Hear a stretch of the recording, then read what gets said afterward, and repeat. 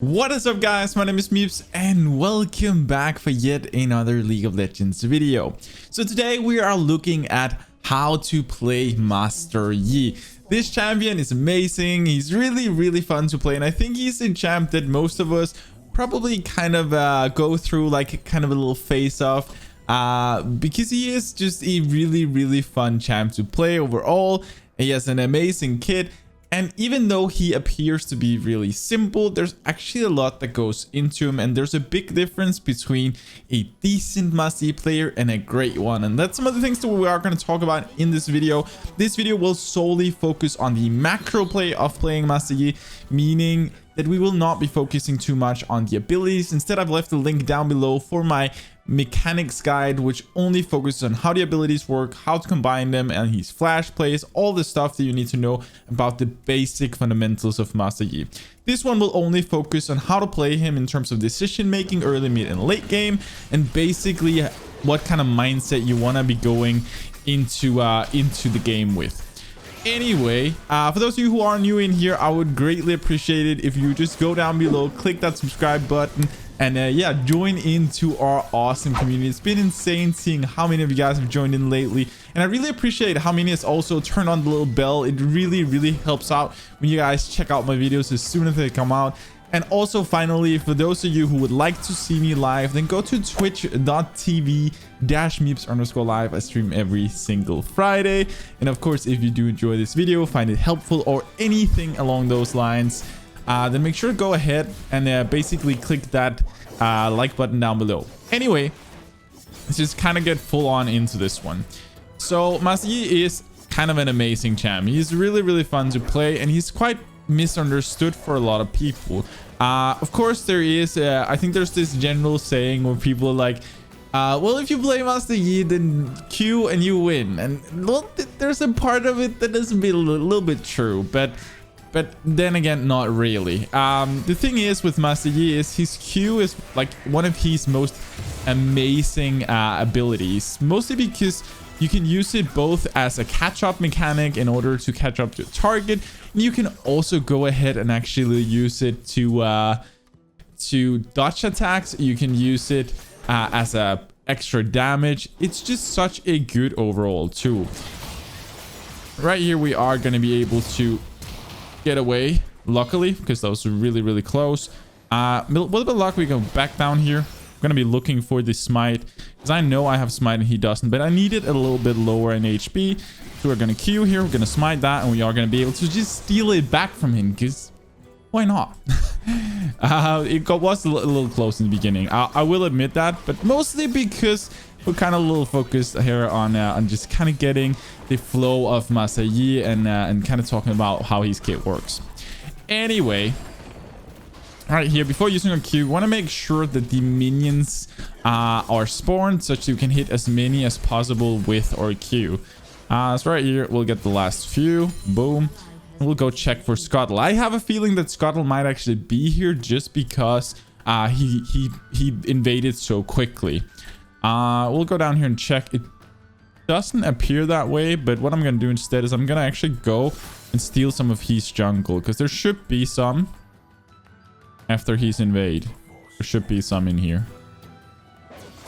Yeah, right here. And I see Miss on Viego now, so this is where I need to be a little bit careful. I do not believe that they're in here because I don't think he has any type of vision here. I'm like 90% sure that he doesn't, but I do need to keep kind of an eye. All right, so actually just gonna go ahead. It says that Scuttle is still down here, so we are gonna go check. Maybe I missed it before. I actually did. I did wonder because it would have been a little weird, but we'll take it now. We'll take this one, and then we'll actually go for it back, because we're gonna have a pretty good back already, which is really gonna set us up for the game. Anyway, let's kind of continue talking about Master Yi and kind of the flow of what you want to do with this guy. So there is a few things that are a little misunderstood with Master Yi. A lot of people think the Master Yi can only gank after level 6. This is in no way true. He is actually one of the highest damage dealers in the early game as well, which is kind of odd because a lot of people don't know so, but he can actually burst very close to the same damage as a Lee Sin. The way you do this is actually that you do what we call the cancel animation on our W. The thing is, Master Yi's W, where he basically sits with his sword and meditates, is actually an auto attack reset. So if you cancel this instantly, you're actually able to get a free auto attack in there right after the first one. So this is a way of doing it. The thing with this trick is, of course, that it's a very, very, very aggressive play. So doing this will, of course, put you in a situation where you don't have your oh, he was down here, wasn't he? It will, of course, put you in a situation where you don't have your W for a defensive play, which of course it is a huge defensive mechanism. All right, we're gonna be looking for a gank in here. I'm actually gonna back out from this because I do not trust right now. He's level 6. I don't have enough experience against Viego to kind of decide whether or not that would be a winning situation. And especially since Lux can't even, like, isn't level 6 either, it's not a play that I want to go for. So I'm going to go back to farming a little bit. And this is one of the things that you want to keep in mind when playing Master Yi. That is that Master Yi is a carry. He is kind of a hyper carry. And that's what you want to do, especially as we get into the mid to late game. You want to have a lot of gold on you, because without gold, Master Yi is not worth a lot. Like a lot of other junglers, of course, everybody does best with gold on them. But this particular jungler needs the gold to be worth much. So you want to be carrying yourself. You want to make sure that if let's say that this Sway and backs and his wave is pushed up on their turret, then you want to make sure that you kind of get some of the XP from all the minions. I don't think this guy is warded actually. We're gonna go here. We are gonna use our E, and I'm gonna hold on to my Q for whenever this guy uses mobility, if he does. And this is kind of an important thing that a lot of people miss out on Master Yi, is they actually don't remember to. I think this is gonna be kind of a risky steal because I actually do not know where Kha'Zix is. So I'm pulling it as far back out of the jungle as possible. I'm just gonna make sure we get this. Nice. All right. But a lot of people on Master Yi just runs up there and they Q instantly. And you actually want to be using your Q as either, there are like literally the most common uses you want to use it for is, one, you want to use it to catch up to an enemy, meaning a target that you cannot reach, or to dodge an essential spell or ability. Meaning, let's say that somebody fires, let's say a Veigar W or ult or something else. You can dodge most things with your Q if you do it at the right time. And this is what you want to be doing on him. Okay, so he also sold mine. He is going to take Drake down here. I do see this, but the thing is, their Samira is here. Okay, he actually didn't take mine. All right. In 3 seconds, I have ult. I'm going to be a little careful here. I don't think they have vision. All right. I think we're actually going to try and go for a gank here. I'm not going to be able to. Never mind. I was too obvious and I should have used my scan to remove this ward. All right. But in terms of clearing your jungle, then there's a couple things to watch out for. So first of all, whenever you use your E, you actually want to Q first. Quite the opposite of what I did here. So you want to do your Q and then you want to pop your E. You don't want to pop your E before your Q. And the reason for this is that your active E, of course, is only active for a certain duration. And in order to optimize the duration when clearing, then of course what you want to do is that you want to have full uptime. And as long as you're inside your Q or your Q ability, you don't really get anything from it. So you want to make sure that you kind of use this to your advantage, that you make sure that whenever you do use your E, let's get this. Actually, just wait for a control ward here real quick because I want a new one just in case. So you want to make sure that you use full uptime of your E, and if you're inside your Q, you won't really get it. I hope that kind of makes sense. All right, so we can see stuff is going around in the top side, and at this point, we're actually pretty fat. We have 61 farm, which is actually almost double of their Kha'Zix. We have 1 kill, 1 assist, and right here I can see it is probably going to be a pretty good time to go up here. I'm considering to use my ult here. And I probably should have. I don't know what this guy... I think this guy is literally tilted. So, GG. Okay, so that kind of makes things a little awkward. Because he... The thing is, right here, the reason why I didn't want to ult at the beginning was because I was like... I don't want to seem like a douche and just steal it from my teammate off the bat. But actually, as a Master Yi, it doesn't really matter. Because the gold on you is worth quite a lot. But personally, I like to play with team mentality in my head. So meaning if I see somebody on 5% HP and I just use my ult, run in their face and steal it right off the bat, then I know a lot of people, both mid laners, top laners, and ADCs are gonna feel like I kind of stepped on their toes. And this is something that I like to keep in mind, and that's why I didn't use it. Ideally, it would be better to use it because there was another target behind it. Whether or not he was trolling or not doesn't really matter. But using my ult wouldn't be a waste because I would get the extended duration from getting that kill anyway. So it's kind of a it kind of didn't really matter that much if I had used it. But only reason we didn't was because I wanted to be kind of a nice guy to him. So right here, I'm gonna try and use my ult because I believe that I can catch up to this. And even though this is such a that is such an overly aggressive play, but at this point, all I want to do is I want to make sure that I just power spike as much as I possibly can. So I'm gonna be last hitting this. Viego's going in here. We're gonna be using our smite on him. And here we're going to be using our Q as he tries to get away from us. We're going to use our W to just stay defensive as our team finish him off. So, at this point, we are getting super fed. On our next back, we can get our Dusk Blade, which is an absolutely insane item right now on Master Yi, and a really, really fun one.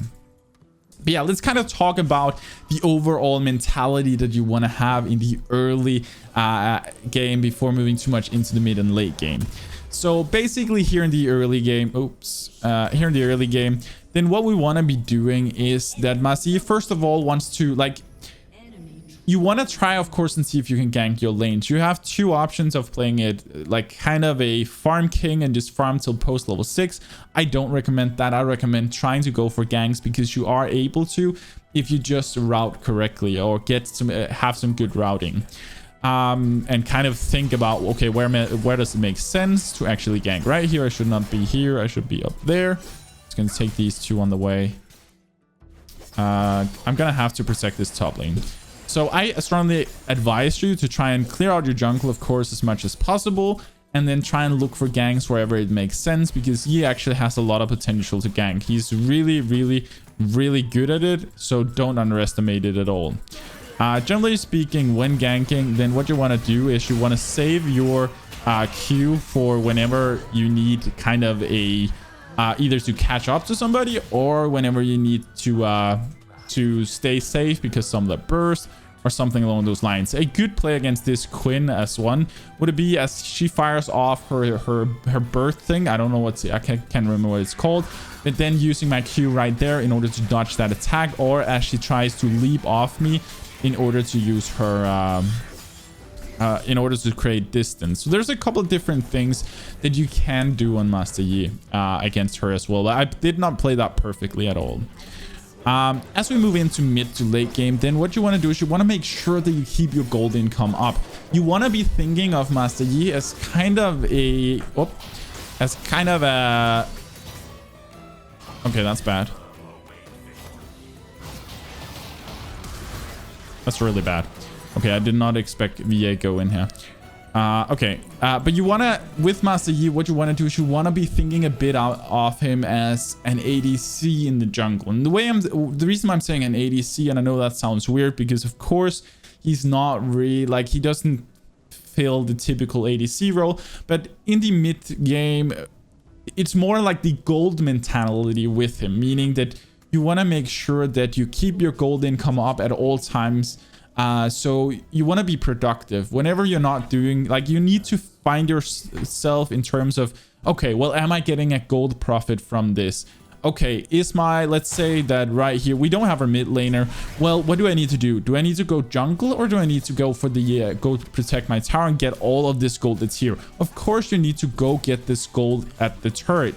you want to make sure that you kind of use the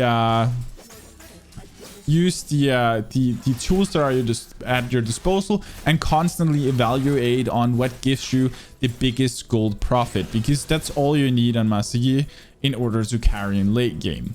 As we get into late game, we'll talk a little bit more about what you actually need to do there, but a big part of it is actually that you never want to be the one initiating a fight. Of course, you can assassinate people in the mid to late game, but you cannot initiate a team fight. You do not want to be the one starting a team fight, because you are very easily shut down by crowd control.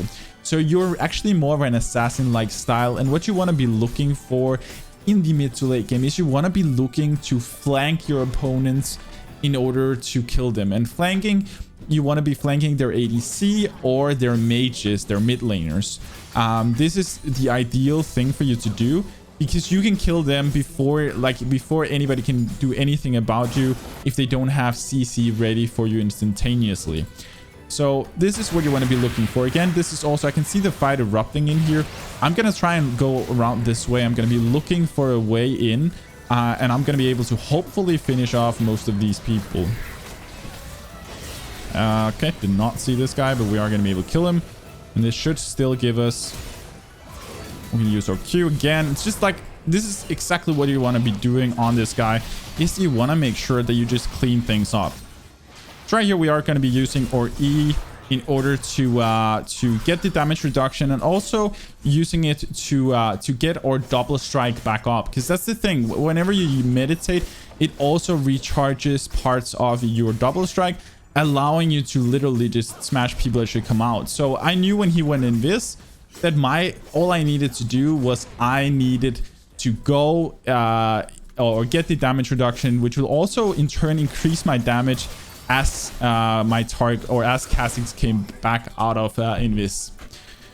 All right, so at this point we are really fit. We can get the collector, which is going to be a huge item spike for us, and literally it's going to be absolutely insane. So afterwards we are going to be going into the quick blades, which is literally going to make us into an absolute monster. All right, I'm going to go up. I'm going to take this. We actually need to take care of top side as well, because right now we are losing this. I'm going to be really quick about taking this, mostly because I do want red buff before dueling this guy up here. All right, so the thing that's a little scary is, of course, I am sitting on quite a lot of gold, meaning that my potential advantage, they had vision here. Oh, I should have gone in some other way. All right, she is going to be running away. I'm going to try and ping for my team here. Actually, a cool trick also that you can do is you can use your Q to get away. You can use it, let's say that you want to run away from somebody, catch up to somebody that's running around this way, and you can put a ward over here, and you can actually just use your Q to jump onto the other side. It's a super efficient trick that you will see a lot of good MipZ players doing if they need to get away from their target, and you can use it kind of like Lee Sin's Q as a kind of leap away, which is kind of cool. But of course, it does require the minions to be there in order to do so. But he is a really cool one, and you can see just this, like, now we are starting to really power spike. We can go up here in the top lane. We're literally just going to be able to pop our ult and just catch up to this guy. And right here again, want to be holding on to our Q for a second. As soon as something is popped, or we're like, okay, now we cannot get our target, or we're kind of in a danger of not finishing off, then we're using our Q. You can also use it early, but it really is situational, and you always want to be trying to use your Q as a tool to avoid damage or to gap close on your target, because you have so insane damage overall. All right, so sadly they have 3 Drakes, which is totally my bad, because I should have been more focused on Drakes too. Right now I'm instead going for a little bit of a kind of a split push. Whether or not this is the right tactic, it probably is not at this point, but feeling like we kind of have to commit. All right, so I need this. I just need to get away from this, because we're kind of screwed, and we need to back off and save our base, because right now everybody is literally dying, but all lanes have also lost. But I do believe that we can carry this. We have our ult ready. We can go back here. We can start building the first part of our serrated blades. Or of our, sorry, quick blades. Alright, so we're going to be rushing down here. It should be hopefully a couple of kills for us. I do believe that they have used most of their utilities. I'm going to be going for the squishiest targets first. And we are going to be able to finish him off. Really nice ult also by our Lulu, which definitely did help out. Alright, so it's a good portion of gold. We're now 11 kills in and super fit. And what we need to do is, of course, now we want to try and stick with our team as much as possible while also keeping our gold income up. But when we are sticking with our team, then we don't want to be staying on top of them, because with MipZ in terms of team fighting, it's not very often that you would like to go in from the front. You don't want to be running directly into their front line and get CC'd. You want to, as we talked about a bit earlier, look for their flanks. So you want to try and get kind of a good angle on their ADCs or on their mid laner. And that's definitely what we want to be doing in this game. I'm going to be very observant of the next Drake because I want to make sure they don't get this. It's very important for us at this point to get them. All right, I'm going to be using this. They don't have vision in here, so potentially we are going to die 100%. I went way too deep. I thought I could just quickly assassinate Kha'Zix and then probably move out, but they were a little too quick to move up there. Totally my fault. Kind of a overextend. But I do think... Okay, our team is literally getting smashed hard. All right, I'm going to be grouping... Oh, Swain actually ends up turning this around very, very nicely. All right, so what we want to do for the next fight here is that I want to make sure that, as we talked about before, I want to stick close to my team. And then as soon as the fight, like the most essential stuff from the enemy team has been used, and that's what you want to identify. You want to be looking at the enemy team. Let's do that right now on my game here and kind of look. Okay, so actually I think we'll go for Infinity Edge. We want to be looking at it and be like, okay, so in terms of essential things here, they have a Vel'Koz. This is a stunt that we need to make sure is used. They have, let's see, they have their... They actually don't have that much more CC. I'm a little unsure in terms of Viego. He could potentially steal Swain's E that could kind of crowd control us. But apart from that, there's not really that much. There's a little bit from Quinn, but there's nothing that really sets us in place. And this is actually really nice. This is a really nice comp for us to play it into. But every time you want to try and identify what it is you're playing against, and okay, we can actually ult this. Right here, we want to use it just as he jumps if possible. Whoop, okay. I wanted to use it just as he clicked that one, because then if he actually goes ahead and he clicks the knock off thing, or the knock so he can knock himself away, then actually what you can do is that if you use your Q on it, you'll follow along. And the same goes when they flash, dash, etc. And that's the reason why we want to be holding on to it for that. All right, so right here, we're actually in a really good spot in terms of everything. I'm going to be putting down a control ward here. They don't have any vision whatsoever. Drake's coming up in 25 seconds, and this is really important for us because we don't want to give them this Ocean Soul. That would be really bad. So it's now my primary job. Whoop.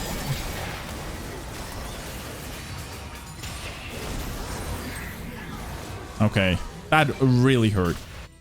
All right, so they want to make sure that they secure this Drake. The thing is, Kha'Zix is still alive, and we don't want them to get this one. It was actually really bad that I went in there. I should not have gone in. I should have played safe. I got a little greedy. I should have played safe, because now that I'm dead, then taking Drake is going to be kind of a problem. We need this guy to back out. If he gets this soul, it's really bad. Swain actually managed to steal it, which is really nice. So they kind of saved my bacon there, because that is my fault. I put myself in a risky situation just before a Drake kill, and especially a risky situation where it wasn't even a secure kill on their jungler. If we knew their jungler was going to go down on it, then you could argue that it was fine. But seeing as their jungler was not in jeopardy there, it didn't make sense. Okay, so moving back in, we're now just going to go ahead. We'll push this lane down. We see Quinn in bot side and or in top side. Samira in mid. And also, like, we could at this point start playing for Baron. In a straight up team fight, we are definitely gonna win because we are super fed and all we need to do is stay a little safe. So what we saw there was a good example before of we didn't care about the CC that we should and the stuff that we should, which is this Vel'Koz is our biggest threat in terms of having CC that can shut us down. So that's what we want to be looking out for. But again, you can see just all through the game, you want to keep your farm up. You want to make sure that you keep your gold income up. And that's exactly what we're doing. We're making sure that we have a lot of gold to work with, which is ensuring that whenever we get into a fight, we are going to be able to kill people very, very, very fast. Because we are kind of a carry champion. So right here, we know where everybody is. The thing is that, as we talked about earlier, now that we are in the mid to late game, that the only fights that we want to be initiating is fights that...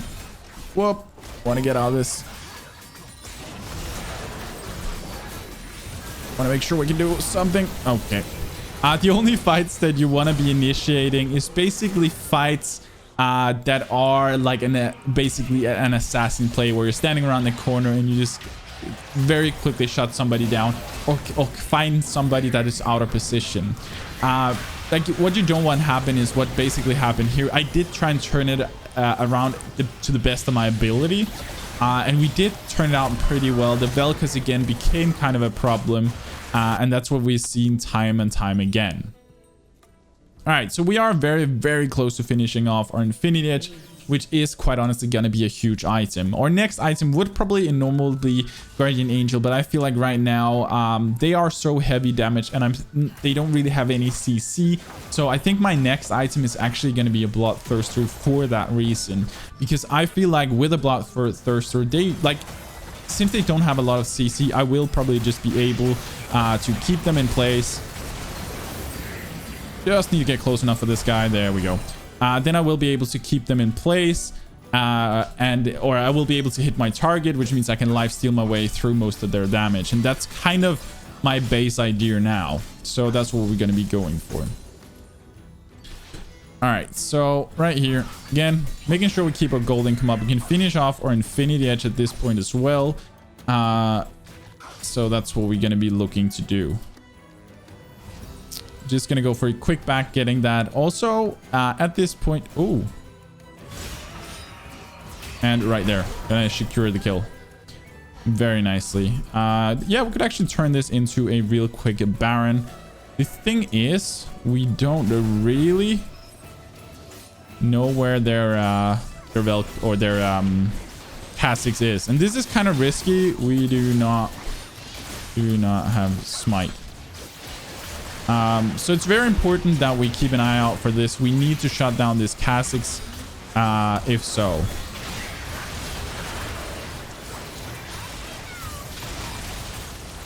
I'm just gonna make sure that we keep killing this thing. And there we go.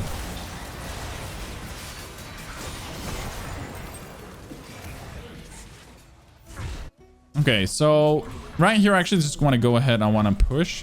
I don't see any point for all of us to back, and I want to make sure I push as much as I can here, and then we go Drake, because this Drake is going to be their Dragon Soul, so we need that one. It's super important, and I don't want to put myself in harm's way before that, so we got to be a little careful. But I do believe I can really quickly push at least half of this turret before there's any real risk. Probably all of it. There we go. Gonna get that. I will not push the inhib because I feel like Drake is more important because they have 3 Drakes already. So now we want to prioritize this, and we want to make sure that they don't have any vision as we walk down here. And we can basically also scan the Drake. So this is our primary target now. We know we give 1,000 damage on our smite. We also want to make sure that we try and burst it as much as possible. And right there, it should be free. Very, very nicely. So I'm sitting on way too much gold, so we're going to be backing off. I actually want to finish off my Bloodthirster at this point before I want to finish my Infinity Edge, just because I feel like our damage overall right now is absolutely through the roof. We're so much ahead in gold in relation to everybody else. So instead, we'll back off, we'll get ourselves a Bloodthirster, and then we'll finish the Infinity Edge afterwards. But hopefully we'll be able to finish off the game before then. So I'm gonna take these minions on my way down there, but I really want to go group up with my team that is a little far out considering the fact that I'm not there. So I'm literally rushing down here. I just saw an ult, so I know that Lux is in here somewhere. And I want to try and find an angle. You can see right here, we are trying to find an angle down and flank them. Our team is, however, able to finish most of them, so not really a big concern, but definitely if this fight didn't turn out as it did, then we would have been able to just come in from this side and basically clean up their entire team. And also because we were coming from an angle where they didn't really see us. And that's what you want to do with MipZ. You kind of think of him as an assassin when you get into the mid to late game, then try to the best of your ability to get in behind them and kill their carries. That is the most important thing. Kill their backline. All right, so we can just literally finish off this game very, very nicely. We can push in here. We have Baron buff. We have everything. And again, I'm sticking a little bit in the background, kind of waiting for them to put in everything. I don't want to be running up into their faces right away. Kind of waiting for them to make a desperate move, and then I will make my move. So right here, I see their move making all the desperate moves. So I'm using my Q. Should be able to just grab myself at least a triple. And that's exactly what I mean. Like, this is MipZ in a nutshell. He is super duper fun in terms of this, and it'll just allow us to finish the game. But yeah, I hope you guys kind of enjoyed this. Like, MipZ is really, really fun, but he is kind of this mixture between, of course, a jungler and assassin, but also a hyper-ish carry, and also kind of like this weird mix of like he's really, really fun, but there is a lot more to him than a lot of people actually think. His kit is very simple, and once you are starting to snowball, you're very hard to stop if you just keep reminding yourself, do not go in unless you know they don't have any more crowd control, and only use yourself and kind of this like assassin like thing. And you want to be going for the squishy targets first.